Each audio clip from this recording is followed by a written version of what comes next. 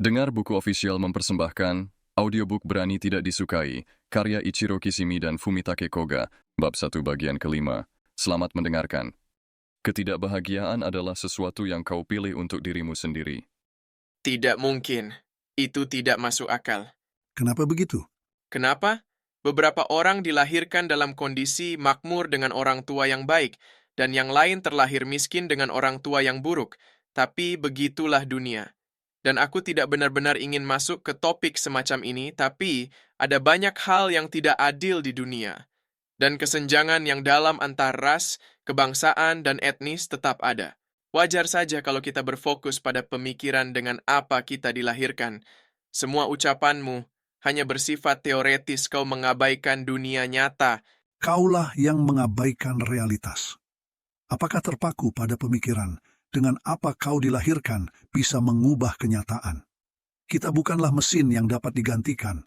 Kita tidak membutuhkan penggantian, melainkan pembaharuan. Bagiku, penggantian dan pembaharuan itu sama. Kau menghindari poin utamanya. Begini, ketidakbahagiaan sejak lahir itu memang ada. Paling tidak, tolong akui itu. Aku tidak akan mengakuinya. Kenapa? Salah satu alasannya, saat ini kau tidak bisa merasakan kebahagiaan sejati. Kau mendapati hidup ini sulit, bahkan berharap bisa terlahir kembali sebagai orang yang berbeda. Tapi kau sekarang tidak bahagia karena kau sendirilah yang memilih untuk menjadi tidak bahagia. Bukan karena kau dilahirkan di bawah bintang kesialan. Aku memilih untuk tidak bahagia. Bagaimana aku bisa menerimanya? Tidak ada yang luar biasa tentang hal ini. Pernyataan ini sudah diulang-ulang sejak era Yunani klasik. Pernahkah engkau mendengar pepatah, tidak ada yang menginginkan kejahatan? Ini dalil yang umum dikenal sebagai paradoks Sokrates. Kita tidak kekurangan orang yang menginginkan kejahatan, bukan? Tentu saja, ada banyak pencuri dan pembunuh, dan jangan lupa semua politikus dan pejabat dengan berbagai transaksi busuk mereka. Mungkin lebih sulit menemukan orang yang benar-benar baik dan lurus yang tidak mengharapkan kejahatan. Tak perlu diragukan lagi, ada banyak perilaku jahat. Tapi tak seorang pun, bahkan penjahat paling kejam sekalipun, yang terlibat dalam kejahatan semata-mata, karena ingin terlibat dalam tindakan-tindakan jahat. Setiap penjahat memiliki alasan internal untuk terlibat dalam kejahatan. Perselisihan karena uang bisa membuat seseorang terlibat dalam pembunuhan, misalnya. Bagi pelaku, ini sesuatu yang dapat dibenarkan dan yang dapat dinyatakan kembali sebagai pencapaian yang baik. Tentu saja bukan baik dalam arti moral, tapi baik dalam arti menguntungkan bagi dirinya. Menguntungkan bagi dirinya? Kata Yunani untuk baik, yaitu agaton, tidak memiliki arti moral. Kata tersebut hanya berarti menguntungkan. Sebaliknya, kata jahat atau kakon berarti tidak menguntungkan. Dunia kita penuh dengan ketidakadilan dan kejahatan dalam segala bentuknya, namun tidak ada yang menginginkan kejahatan dalam artian sejatinya, yakni sesuatu yang tidak menguntungkan. Apa hubungannya denganku? Di tahap tertentu kehidupanmu, kau memilih untuk menjadi tidak bahagia. Ini bukan karena kau dilahirkan dalam keadaan yang tidak membahagiakan atau berakhir dalam situasi yang tidak membahagiakan. Hanya saja, engkau menilai bahwa menjadi tidak bahagia itu baik untukmu. Kenapa? Untuk apa? Bagaimana kau membenarkannya? Mengapa kau memilih untuk tidak bahagia? Aku sama sekali tidak tahu jawaban khusus atau detailnya. Barangkali jawabannya akan menjadi lebih jelas saat kita beradu pendapat tentang hal ini. Kau benar-benar sedang mencoba membodohiku. Kau pikir ini bisa lolos sebagai filosofi? Aku sama sekali tidak bisa menerimanya.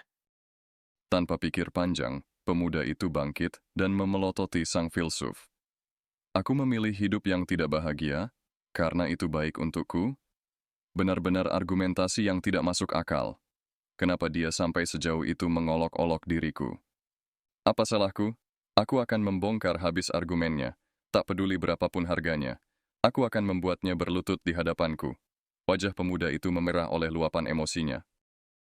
Manusia selalu memilih untuk tidak berubah. Silakan duduk. Melihat keadaan saat ini, wajar kalau pandangan kita saling berbenturan. Sekarang akan kuberikan satu penjelasan sederhana tentang cara manusia dipahami dalam teori psikologi Adler. Oke, tapi tolong singkat saja. Tadi kau berkata watak atau pribadi seseorang tidak bisa diubah. Dalam teori psikologi Adler, kita menggambarkan watak dan pribadi tersebut dengan kata gaya hidup. Gaya hidup? Ya, gaya hidup adalah kecenderungan berpikir dan bertindak dalam kehidupan. Kecenderungan berpikir dan bertindak. Bagaimana seseorang melihat dunia ini, dan bagaimana ia melihat dirinya sendiri. Bayangkan gaya hidup sebagai konsep yang mempersatukan cara-cara untuk menemukan makna. Dalam artian sempit, gaya hidup dapat ditetapkan sebagai kepribadian seseorang. Jika diartikan lebih luas, ini adalah kata yang mencakup pandangan seseorang tentang dunia ini dan kehidupan. Pandangan mereka tentang dunia ini?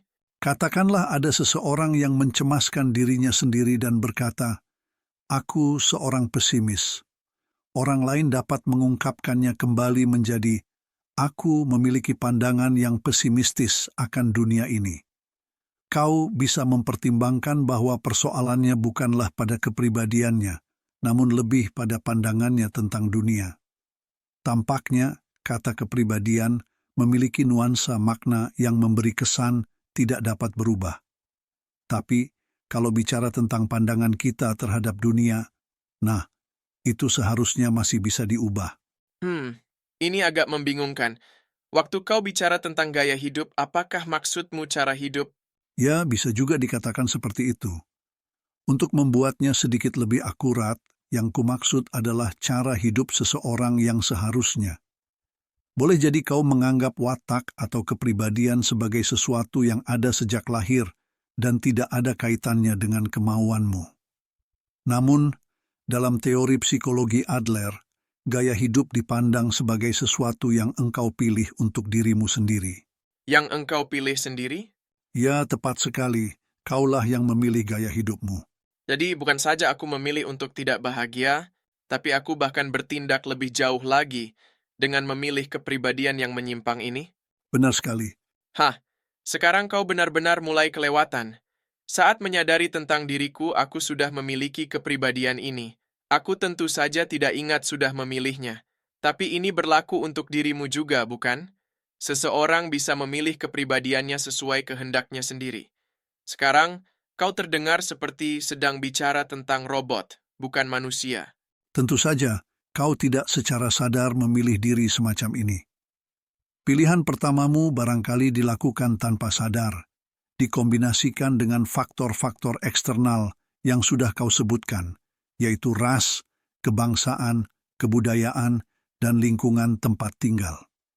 Faktor-faktor ini jelas memiliki pengaruh signifikan pada pilihan tersebut. Walaupun demikian, kaulah yang memilih diri semacam ini. Aku tidak mengerti maksudmu. Bagaimana aku bisa memilihnya? Dalam pandangan teori psikologi Adler, hal ini terjadi di sekitar usia 10 tahun. Oke, sebagai dasar diskusi kita dan sekarang aku benar-benar mengambil risiko dengan mengatakan ini, katakanlah ketika berusia 10 tahun, tanpa sadar aku memilih gaya hidup ini atau itu. Apakah itu memang penting?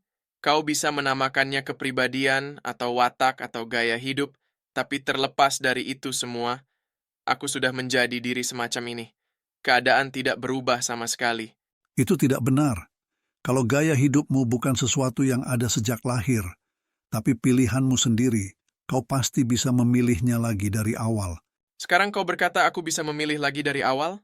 Mungkin kau belum menyadari gaya hidupmu hingga sekarang, dan mungkin kau juga belum menyadari konsep dari gaya hidup itu. Tentu saja, tidak ada yang bisa memilih sendiri cara ia dilahirkan. Terlahir di negara ini, di era ini, dan dengan orang tua ini adalah hal-hal yang tidak engkau pilih. Dan semua itu memiliki pengaruh yang sangat besar. Kau mungkin akan menghadapi kekecewaan dan mulai melihat orang lain dan merasa, andai aku dilahirkan dalam keadaan seperti mereka, tapi kau tidak bisa membiarkannya berakhir di situ. Persoalannya bukan masa lalu, tapi di sini, ada saat ini. Dan sekarang kau sudah tahu tentang gaya hidup. Tapi apa yang akan kau lakukan dengan pengetahuan ini mulai sekarang adalah tanggung jawabmu. Apakah ini dilanjutkan dengan memilih gaya hidup yang kau jalani hingga saat ini, atau gaya hidup yang sama sekali baru, semua terserah padamu. Lalu bagaimana aku memilihnya lagi? Kau berkata, engkaulah yang memilih gaya hidupmu sendiri. Jadi pergilah dan segeralah memilih gaya hidup baru. Tapi tidak mungkin aku bisa berubah di tempat begitu saja. Ya, engkau bisa. Manusia dapat berubah sewaktu-waktu tanpa memandang lingkungannya. Kau tidak bisa berubah hanya karena kau mengambil keputusan untuk tidak berubah. Apa maksudmu persisnya? Manusia terus-menerus memilih gaya hidup mereka. Saat ini pun, selagi mengadakan percakapan empat mata, kita sedang memilih gaya hidup kita. Kau menggambarkan dirimu sebagai orang yang tidak bahagia. Kau berkata ingin berubah saat ini juga. Kau bahkan mengklaim ingin terlahir sebagai orang yang berbeda. Kalau begitu, setelah semuanya itu, mengapa kau masih belum bisa berubah? Ini karena kau memegang teguh keputusanmu untuk tidak mengubah gaya hidupmu. Tidak. Tidakkah kau mengerti bahwa itu benar-benar tidak logis? Aku memang ingin berubah. Itu harapanku yang sesungguhnya. Jadi bagaimana aku bisa mengambil keputusan untuk tidak melakukannya? Meskipun ada sedikit ketidaknyamanan kecil dan batasan-batasan tertentu, kau mungkin berpikir bahwa gaya hidup yang kau miliki saat ini adalah yang paling praktis dan bahwa lebih mudah membiarkan keadaan apa adanya. Kalau kau tetap seperti ini, pengalamanmu akan membuatmu bisa menanggapi berbagai peristiwa yang terjadi dengan baik, sekaligus menebak hasil tindakan orang lain. Bisa dibilang ini seperti mengendarai mobil tua kesayanganmu. Mobilmu mungkin sedikit berderak, tapi kau bisa memperkirakannya dan mengambil manuver dengan mudah.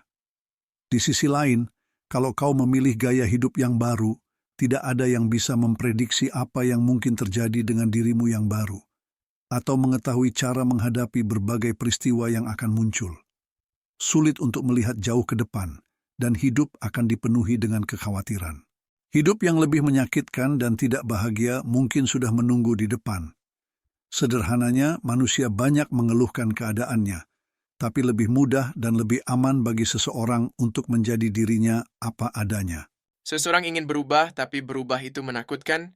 Ketika mencoba mengubah gaya hidup, keberanian kita diuji.